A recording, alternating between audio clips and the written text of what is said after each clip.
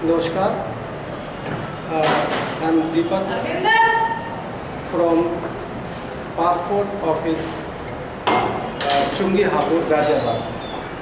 I am standing in front of the Passport Office, Ghaziabad, and the timing of this office is 10:30. I am a bit earlier, and I just happen to know the phone number of Mr.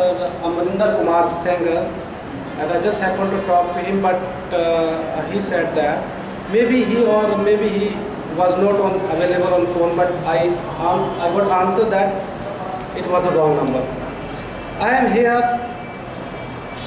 for the news of difficulties faced by Anshu Tomar, the budding wrestlers who has thrashed everybody in India and is going abroad for her Olympic qualifications.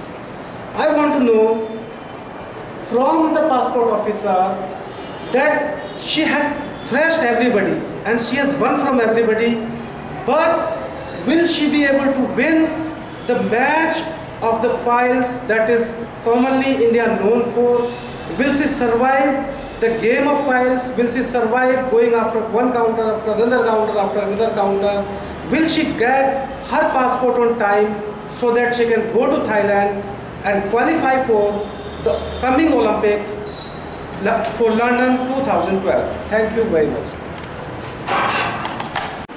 Uttar Pradesh के गांव मिलतपुर एक छोटे से किसान की लड़की अंशु तोमर, जिन्होंने अपने वजन के वर्ग में अपने सभी पहलवानों को परास्त कर हिंदुस्तान से बाहर ओलंपिक में क्वालिफिकेशन के लिए अपना पद प्राप्त किया है। पिछले 5 दिनों से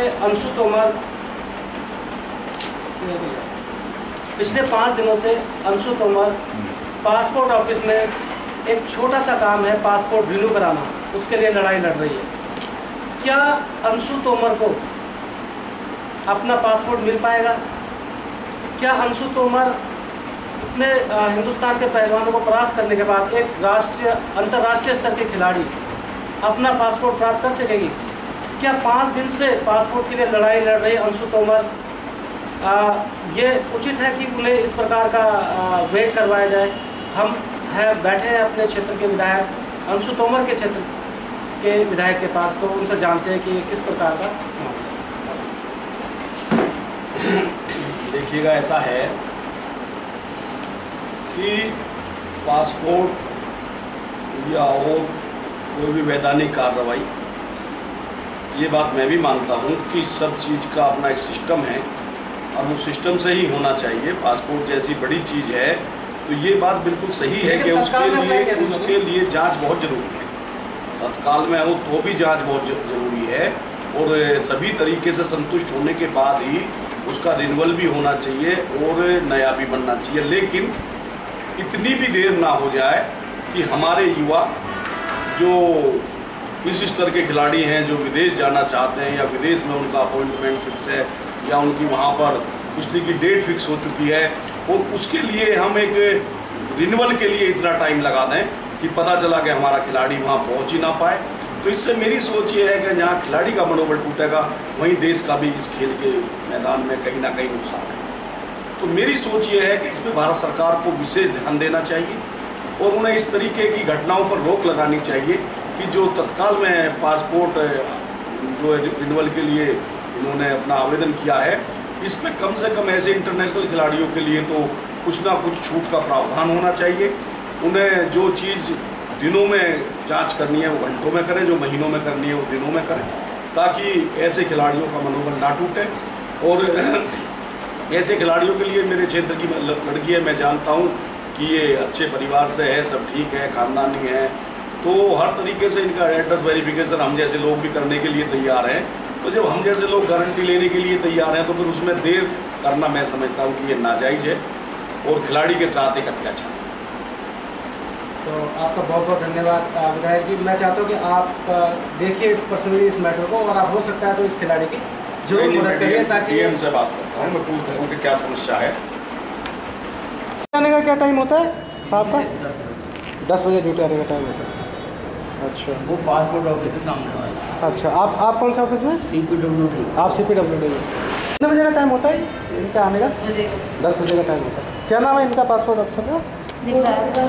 अच्छा, इनका नंबर दे सकते हैं आप? नहीं, नंबर नहीं हमारे पास, हम झाड़ू वाले हमारे पास। अच्छा, आप झाड़ू लगाते हैं यहाँ पे? प्राइवेट है। प्राइवेट है। अच्छा, ठीक है, करते चलो। चालू हो गया। हमारे सामने है उत्तर प्रदेश में रहने वाले किसान की लड़की और पहलवान अलका तोमर। अंशु तोमर। दोबारा बंद करो, नाम होगा नहीं। आप कौन हैं? हम गार्ड हैं। गार्ड है। तो ये किनकी सीट है? ये यहाँ पे बैठते हैं प्रेम सिंह चपरासी हैं। प्रेम सिंह पियो ने, वो भी नहीं आए? वो भी हैं, जरा क्या है किसी काम से। अच्छा, ऐसा है। हाँ जी। कितना समय हो रहा है जरा बताएंगे आप? घड़ी में 11 बजे। और ये अपने साहब भी नहीं आए नीचे इधर यहाँ पे? अच्छा, इनको फ़ोन करके भी अवेलेबल नहीं हो पाए। अगर किसी का पासपोर्ट बनाना हो तो कैसे बनेगा? किसी का अर्जेंट बनना हो। सर ऐसा है, मेरी फाइल जमा हुई 6 महीने हो गए। 6 महीने से आपकी फाइल जमा नहीं हुई। आपका नाम क्या है? पासपोर्ट नहीं आया अब तक। आपका नाम क्या है? नानू खान। नानू खान। कहाँ रहते हैं? साबर डिस्ट्रिक्ट मुजफ्फरनगर। अच्छा जी, मुजफ्फरनगर में। हाँ। अच्छा अच्छा सर, और जी मेरे पास एक केस था, छोटा सा केस। फाइल हुए भी 3 साल हो इसी पासपोर्ट ऑफिस में? हाँ हाँ हाँ जी। मैंने उनको ये अपनी असल कॉपी भी दिखा दी सर, लेकिन पासपोर्ट नहीं आ रहा। बड़ी हैरानी की बात है। अच्छा ये रहा देखो। मैंने इन बातों के लिए अन्ना लड़ रहे हैं, इन बातों के लिए मीडिया इकट्ठा हो रहा है। असल कॉपी भी मैं नानू खान जी की एक बड़ी लंबी कहानी है। हालांकि हमारे पास समय नहीं है, लेकिन आपका यही कहना है कि 3 साल से आप इस पासपोर्ट ऑफिस में भटक रहे हैं। आप 3 साल से? नहीं। हाँ, 3 साल केस खत्म हो गए। अच्छा, और जी भटक रहा हूँ 4/10/2011 से ही भैया। नहीं, पासपोर्ट से संबंधित मामला है। हाँ जी। अच्छा, हाँ, फिर कोई सुनवाई नहीं है आपकी? नहीं, कोई नहीं हुई। चलिए, धन्यवाद। आप